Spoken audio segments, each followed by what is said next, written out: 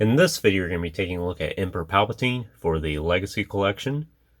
I would argue that this is the most unique Palpatine that we've ever gotten from Hasbro, and that's because this is based upon the original appearance of Palpatine in The Empire Strikes Back. And fun fact, the original Palpatine was actually played by a woman. I think her name was Marjorie Eaton, and they just had a whole lot of makeup on her, and I'm not sure if there was any mask accessories or anything like that. There could have been. I would have to go back and read the story about it. But pretty interesting bit of information that a lot of people are not aware of. And I think this is the only action figure of Palpatine that Hasbro's ever made based upon that original Palpatine before Ian McDiarmid came into the picture. This action figure is very special to me as well. Up until 2009, or I've had this action figure since 2009, 2010, when it was initially released. But up to that point, the Revenge of Sith Palpatine, the one that was basically all molded in hard plastic, that was basically my go-to Palpatine, and then this was the first major upgrade I made at the time for Palpatine. And for the longest time, this was my definitive Palpatine. Trying to think up until when. This was probably my definitive Palpatine for a solid 11, 12 years. And to this day, I still think it's a fantastic action figure, and I think it's one of the best that Hasbro's ever made. It's very unique. You could argue that this is like an EU source, because the only time we actually see this version of Palpatine is in a holographic image. Of course, during that infamous scene where we actually physically see Palpatine for the first time, and Vader comes out on the hologram pad and says, "What is thy bidding, my master?" But since Hasbro decided to make this as a regular physical appearance of Palpatine instead of a holographic image, you could make that argument that it's EU sourced. So let's just go and take a closer look at him.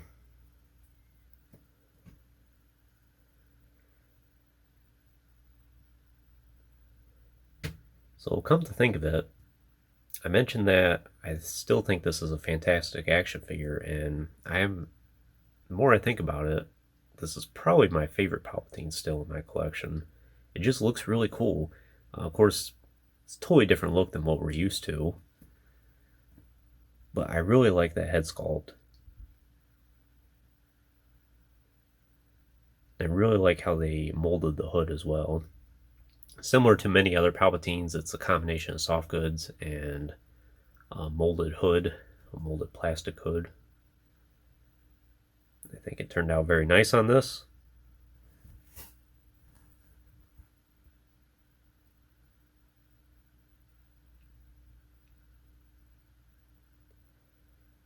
He almost has a zombie look to him instead of just being an older man.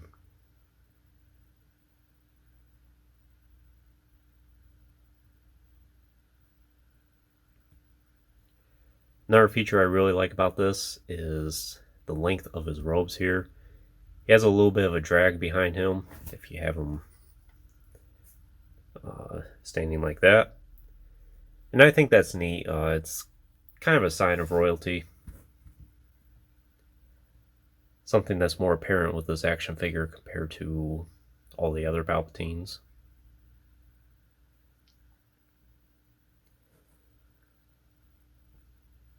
Does have soft goods for his skirt here. I think the tooling on this action figure for the most part is new. There are some reused parts. Maybe the legs here are reused. I think there was an Evolutions pack Palpatine. Maybe it was the one that came with Maul, Tyrannus, and then Palpatine during the Revenge of the Sith days. I think it might be reutilizing some parts from that.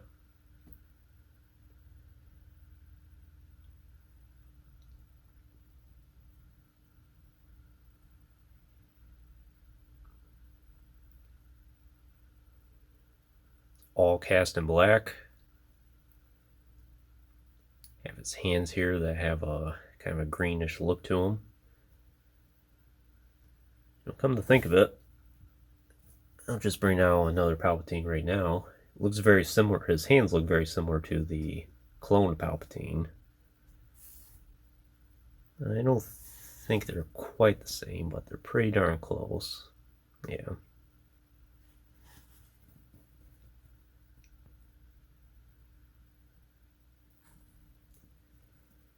You can easily take the hood off. And besides the face here, I think the rest of it, they pretty much went for the Ian McDiarmid look.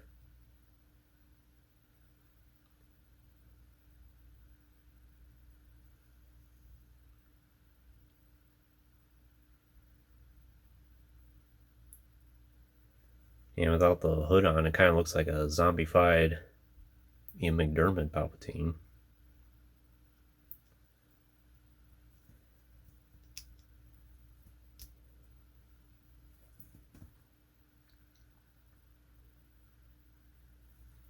And you can take his robes off here, but there's really not a whole lot to see.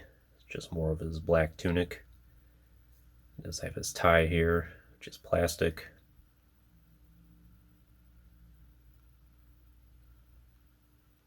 In terms of his articulation, there is a ball joint at the neck, then hinge shoulders and elbows, swivel wrists, yeah, and a swivel waist, and swivel hips, and I'm pretty sure it's hinge knees and ankles. Indeed it is. In terms of weapons and accessories, it's pretty standard for what you would expect for Palpatine. Same lightsaber that he always comes with. There is not an unignited hilt, and there's nowhere on his belt where you can actually attach a hilt if you had a spare.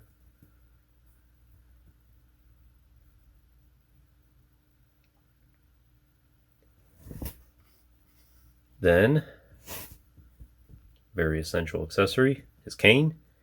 And this is not the same cane that came with the TVC Palpatine. We'll bring it out here for comparison. And personally, I think this Legacy Collection cane is much better. As you can tell already, it's much a thicker plastic, much more durable. This one almost feels brittle, and enough years go by and it might even get so brittle where it'll break on you. At least that's what it feels like to me. This one here, very durable.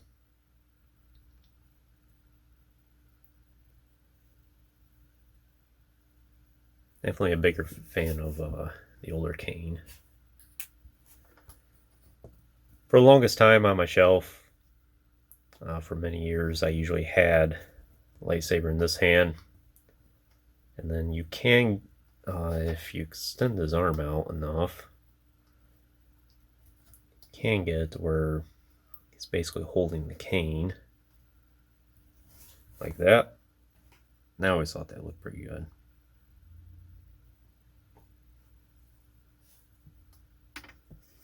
Doesn't stay in place very well, but when it's on a shelf, it's alright.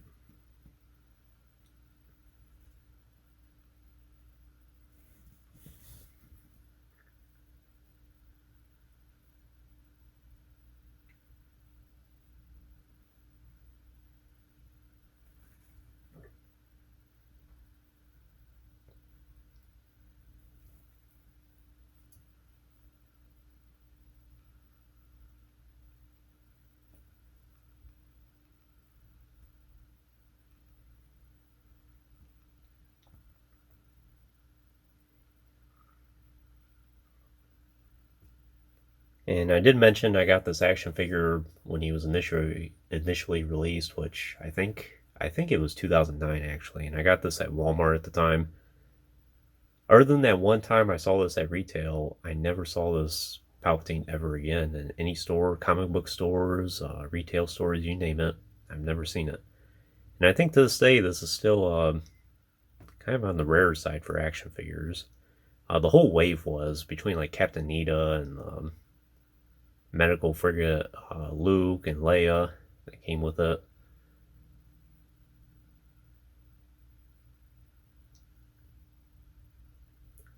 Perhaps it has something to do with the Build-A-Droid parts.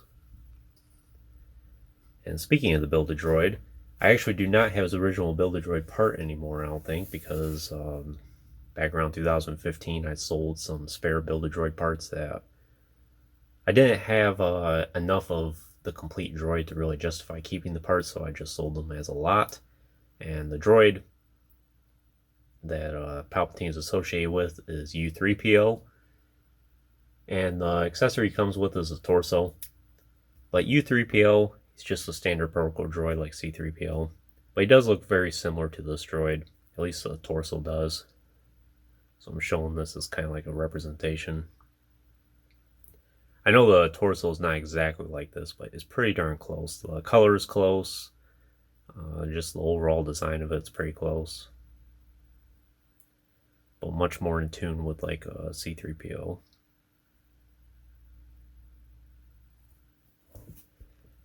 I think now, over the last several years, I have accumulated some extra parts to U3PO. I think this leg here might be part for him. I have to get online and take a look, see if it adds up or not. But I do hope to complete that droid at some point. It is one of the more expensive Build-A-Droid pieces or figures that you can get.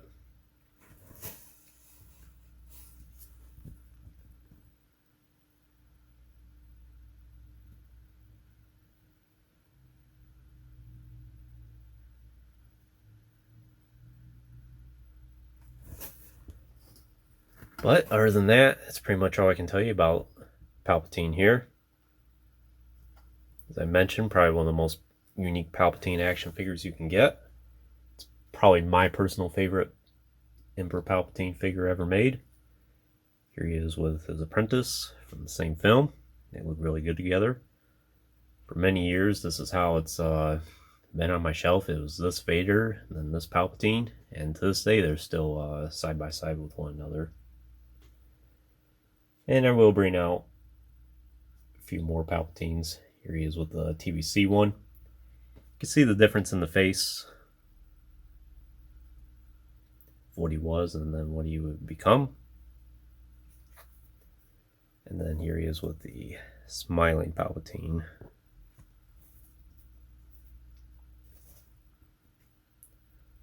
The HasCon exclusive one with the throne chair. They're all great figures. This one will always have a special place in my heart. So would I recommend this Palpatine for your collection? I totally would. If you want a very unique Palpatine, this is the most unique one you can get. If you're a big fan of Palpatine's initial appearance in Empire Strikes Back, it's a great action figure representing that. And also if you want something unique for your collection, like I said, he kind of reminds me of like a zombified Palpatine. If you want to try and make up some role-playing story associated with that, you certainly could. It's a great action figure that can be used for a lot of things outside of the movies. You can make an expanding universe story with him. It's just an all-around versatile action figure. I'm happy he's been in my collection for the last 15 years. And he'll probably continue to be the #1 Palpatine in my collection. But anyways, that concludes this review. I hope you enjoyed it. Stay tuned for plenty more reviews in the future. There'll always be more to come. If you haven't already, please like the video and subscribe to the channel. I always appreciate all your support, and check out some links in the description if you haven't done so already. Of course, as always, thanks for watching.